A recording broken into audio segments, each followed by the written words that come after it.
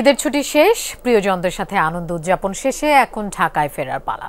সকাল থেকে launch, train, বাস যেভাবে পেরেছেন ফিরছেন রাজধানীতে।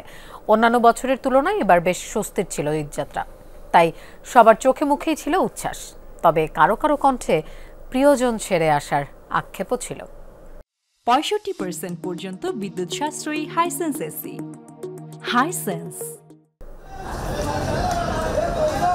এই চিত্র ভোরের রাজধানীর সদরঘাট লঞ্চ টার্মিনালে ভিড়তে শুরু করে বরিশাল অঞ্চল সহ বিভিন্ন রুটের লঞ্চ।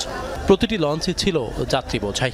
যাত্রীরা জানান, লম্বা ছুটি থাকায় এবার ঈদ যাত্রা ছিল নির্বিঘ্ন, ভাড়া নিয়েও ছিল না অভিযোগ। খুব অল্প সময়ে বিভিন্ন জেলা থেকে ঢাকায় আসতে পেরে আনন্দ প্রকাশ করেন অনেকে। ভ্রমণগুলো খুবই আরামদায়ক হয়েছে, মাশাআল্লাহ অনেক সুন্দর কাটে আসছিলাম। দেখে মনে করেন 500-700 করে ভাড়া নিতে সিন্ডিকেট ছিল, এবার সিন্ডিকেট নেই। কিন্তু বিপত্তি বাধে সদরঘাট টার্মিনাল থেকে রাজধানীতে ঢুকতে। বিপুল যাত্রী আর যত্রতত্র বাস ও গাড়ি রাখাই সদরঘাট এলাকায় দেখা দেয় তীব্র বিশৃঙ্খলা। উপায় না দেখে লাগেজ ব্যাগ নিয়েই হাঁটতে থাকেন অনেকে।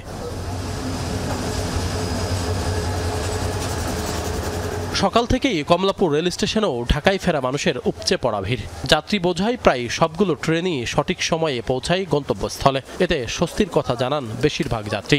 এই ছুটিটার জন্য সারা বছর বসে অপেক্ষা করি, খুবই ভালো কাটলো। এইবার সবকিছু মিলেমিশে একদম বাচ্চাদেরকে নিয়ে সবকিছু নিয়ে সব খুব খুব খুব ভালো। নানুর জন্য সবার জন্য খারাপ লাগতেছে।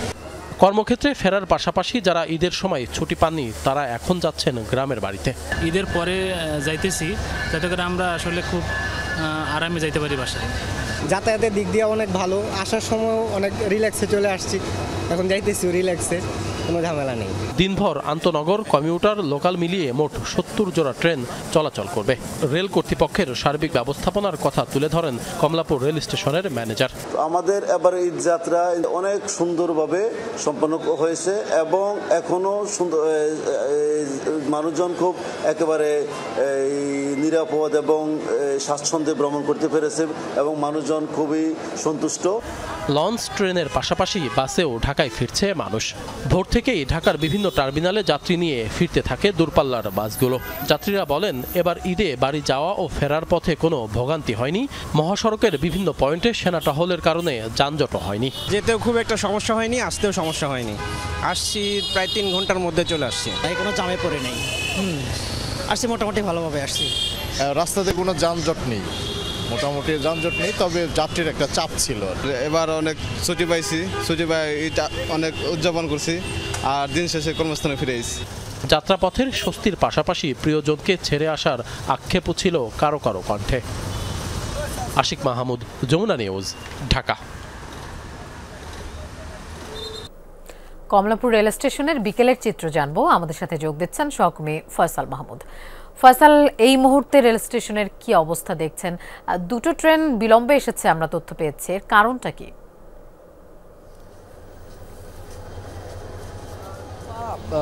আপনি জানেন যে আসলে ঈদের ছুটির একদম শেষ দিন আজ, অর্থাৎ আগামীকাল থেকে সরকারি এবং বেসরকারি সরকারি যে ছুটি 9 দিন ছুটি রয়েছে সেই ছুটি শেষ হতে যাচ্ছে। ফলে এই সময়ের মধ্যে আজকের মধ্যেই যে সকল কর্মচারীরা ছুটিতে ছিলেন তারা কিন্তু সকলেই ঢাকায় ফেরার চেষ্টা করছেন।